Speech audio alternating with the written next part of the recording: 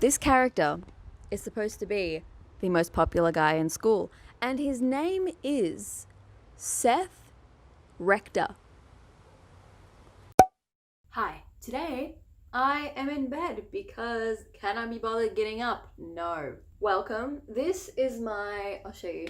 This is my Phoebe Waller-Bridge Fleabag poster that I keep over my bed. Again, if you haven't seen Fleabag, please leave and go watch it. But I'm here today because I am doing another required reading video of Meg Cabot's popular fantasies. I, like many people my age, grew up in the Meg Cabot era, where she basically owned the middle grade section for about 5 to 10 years, I want to say. She wrote the Princess Diaries, she had like the All-American Girl series, and she wrote a little bit of fantasy. She wrote probably like half fantasy, half contemporary, I want to say. Alright, the first book that I have here is Love You to Death, which is the first book, and High Stakes is the second book. It's about a girl and she has a ghost named Jesse, and he just kind of hangs around her, and there's like a love interest, but oh my god, he's dead, so nothing can happen, but can it? I can see ghosts, I can talk to ghosts, and if necessary, I can kick some serious ghost butt. I loved this series so much. I think it was one of my favorite Meg Cabot series, so I'm excited for some ghost angst. I don't know. There was a time where middle grade YA was really going through it with the paranormal romance. The second book I have here is Abandoned by Meg Cabot. I don't remember this one as much, but I think it's like some sort of underworld retelling, maybe Hades and Persephone.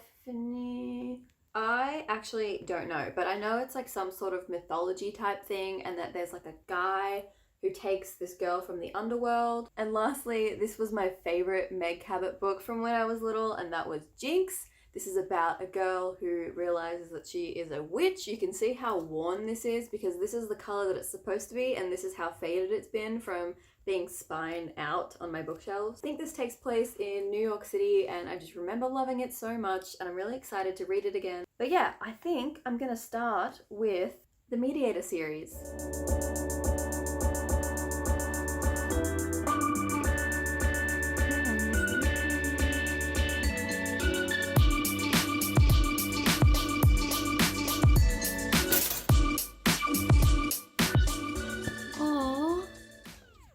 Finished. She goes, I know they have palm trees in Southern California. I mean, I'm not a complete moron. I've watched 90210 and everything. I love it. I remember that this is what I thought high school would be like.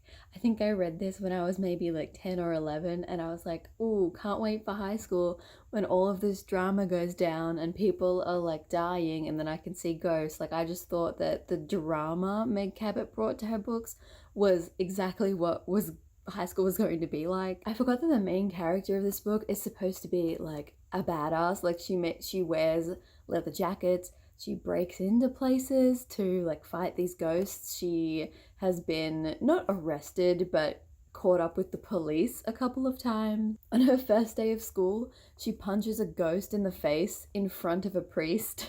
And there were just so many funny lines in here that are just cute. Meg Cabot has such a fun writing style. And sure, is there a cavalier treatment of suicide and mental illness? And is there a weird obsession with being albino? Of course, this was 2009. I remember people being really obsessed with being really pale, and I recently reread Twilight and she's like, yeah, my mom is half albino, and it's just so weird. Why are we obsessed with being albino or not being albino? Anyways, this was just as cute as I remember it. I forgot some of the insults in here because obviously like you can't swear. This is like, I don't know if this would be classified as a middle grade or teen because she's technically, the main character is 16, but the writing style is obviously a little bit more juvenile. Like, I'm pretty sure Feyre from A Court of Thorns and Roses is also 16. And those are two very different storylines and two very different tones. She calls her 3 stepbrothers Doc, Sleepy, and Dopey after like the 7 dwarves because that's kind of what their personalities are. At one point she's like having this discussion to figure out if Sleepy is actually just tired all the time because he works night shifts, or if it's just because he's constantly high. It's just the kind of humor that I enjoy. These are just so easy to read and quick and fun. What year was this published? 2000. This was published 20 years ago. Oh my goodness. So this was 2000. This was 2007. And this was 2011. And at this point, I was like just aging out of Meg Cabot's books. So 2011, I would have been 14. And when this was published, I was 3. Damn. I think I'm going to move on for now, but I'm not against coming back and finishing this series. I think there's 5 books in this series. And the one I just read was literally 190 pages. So it's very quick. I think next I'm going to give it Abandon a go. I remember not liking this one as much as some of Meg Cabot's other books. This says, Pierce knows what it's like to die. Last year she flatlined following an accident. Oh yeah, so she died and then came back to life, and now this guy's trying to like bring her back to the afterlife or something. This is almost 300 pages, so it might take a minute.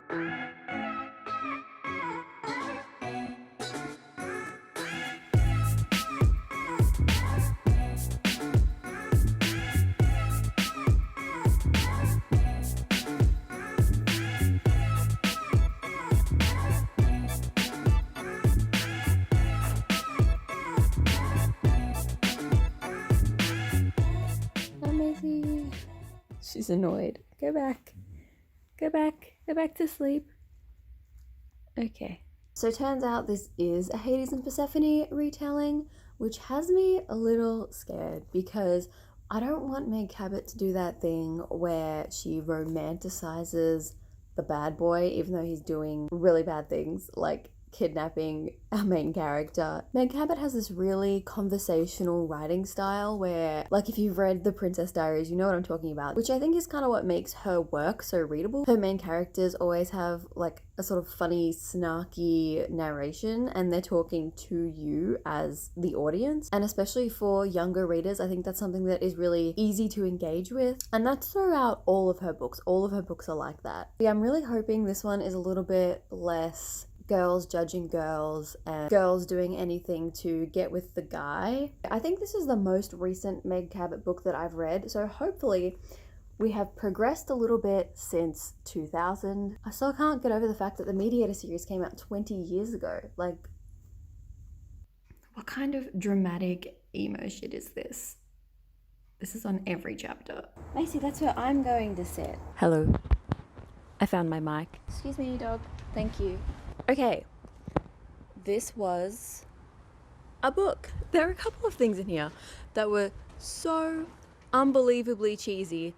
For example, this line, my voice trailed off because when I glanced up into his face, I saw that his mouth was pressed into a flat line, like the one my heart had gone into the day I'd fallen into his world. I could not deal with this anymore because this was... Listen, if you were around for 2012, 2014 YA, this shit was everywhere. Everywhere. And looking back, it's actually painful. Like, physically pains me to read lines like this. So basically we're following our main character, who I literally can't even remember the name of because it doesn't matter. And she died because she went into her outdoor pool, which was covered up, and there was a bird drowning, and she was like, I need to save that bird. So she ran out into the pool to save the bird and fell in because she's one of those clumsy girls, you know, but she also cares about little animals and helping them and making sure, you know, that we don't step on the ants, we don't step on the little bees. So she falls into the pool and then she drowns and she dies because she's trying to help this little bird. Girl, I know you love the animals, but this happens too many times because it wasn't just that one time that she died.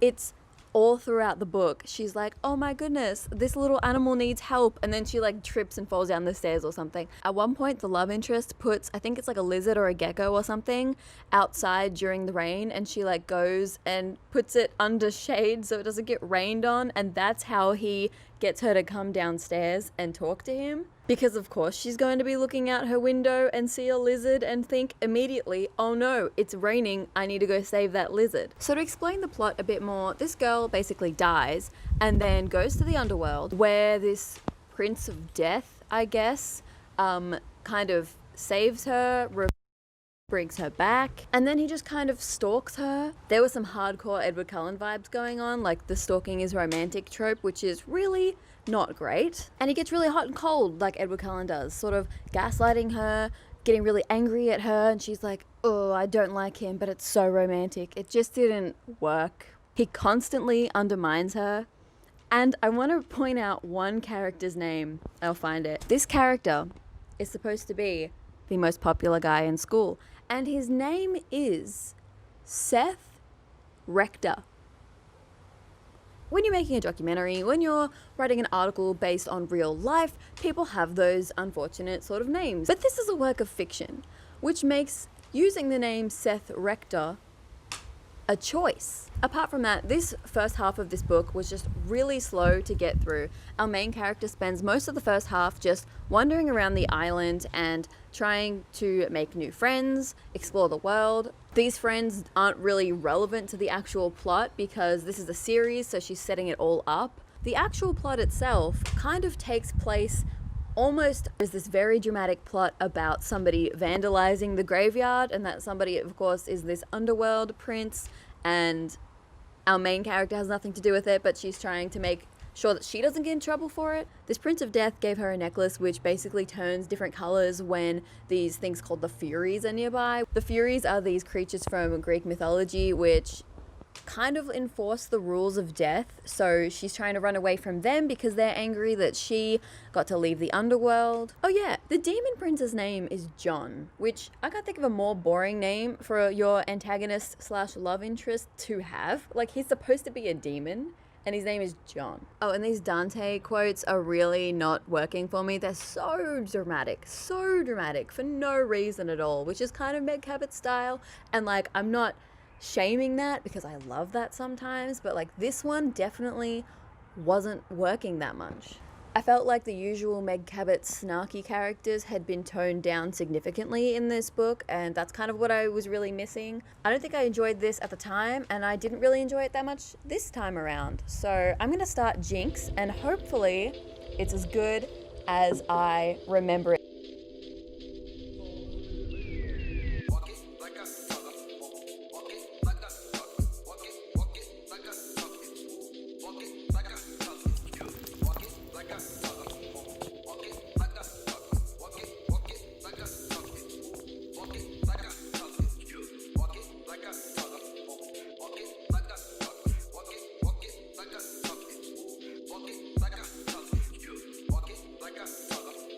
Like I'm doing a beauty show.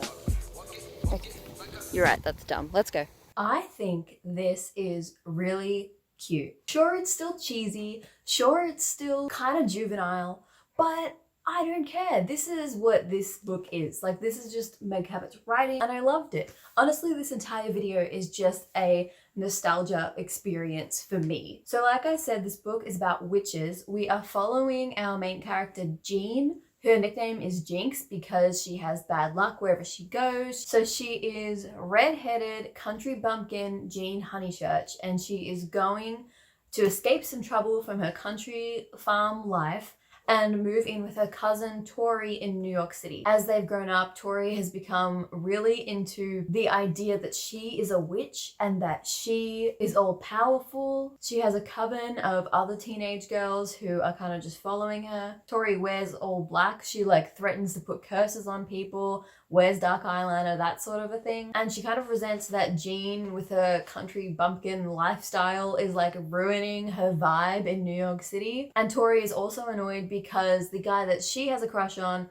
actually has a crush on Jinx. And so the girls get into a little squabble, I'd say, a little bit of a conflict. Tori trying to curse Jinx, Jinx trying to do counter curses. Like, it's really fun. I still really enjoyed this. I think it holds up. I think it's cute. I think that the romance in this one was actually good.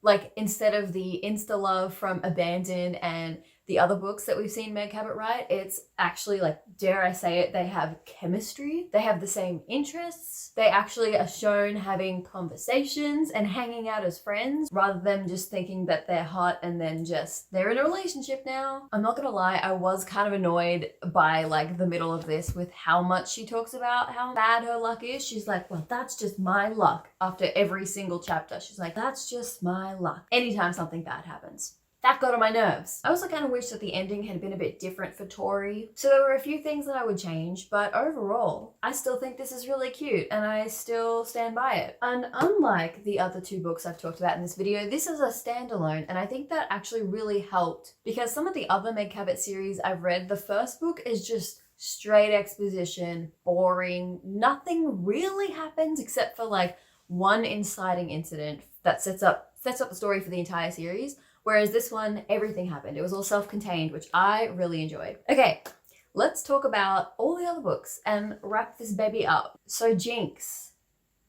What a nostalgic, fun ride. I still really enjoyed it. I thought it was really cute. I appreciated the romance in this a lot more than some of Meg Cabot's other books, which, well done. Love that it was a standalone. Love that there was hijinks and curses, and at one point a girl puts a dead rat on somebody's locker. That was crazy to me. Because of Tori's character, it felt a little bit more dark. What do I give you? These characters are supposed to be 16, but I see this as more of a middle grade book, maybe like even 13, 14, like very young YA. So thinking about that age range combined with my nostalgia for this book from when I was younger, I'm gonna go with 4 out of 5 stars for Jinx because it just made me happy. Next was Abandon, which is the first in a trilogy as well. Honestly, I was so disappointed in this one. I remember not liking it.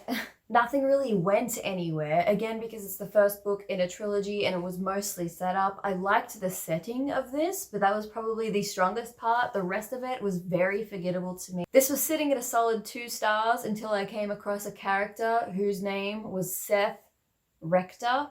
That brought it down to a 1 star for me.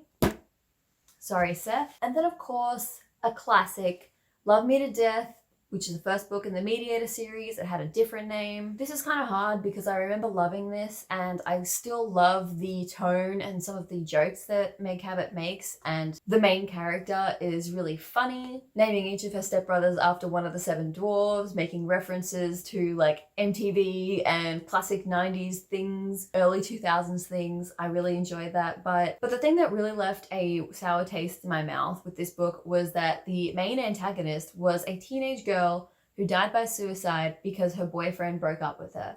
And that was her main motivation for doing that. Suicide was handled so cavalierly, and I understand that the whole tone of this book was supposed to be very light, but I didn't really appreciate the treatment of that subject matter. Out of the 3 books that I read by Meg Cabot, 2 of them had a girl who killed themselves because of a boy. I just thought that wasn't great messaging, especially for a young audience. Also in this one and a lot of Meg Cabot's earlier books, there's a lot of girl hate and girl judgment for being pale or wearing sort of more alternative clothing, judging girls based on their hair or whatever. Not my favorite. I think there's something to be said for looking back on books that you really enjoyed as a kid and understanding some of the messages that were being given to you and how that's impacted maybe how you see things now. I'm giving this a 2 out of 5 stars just because those things bothered me so much, but I'm hoping if I continue reading on with this series that my rating will improve. Anyway,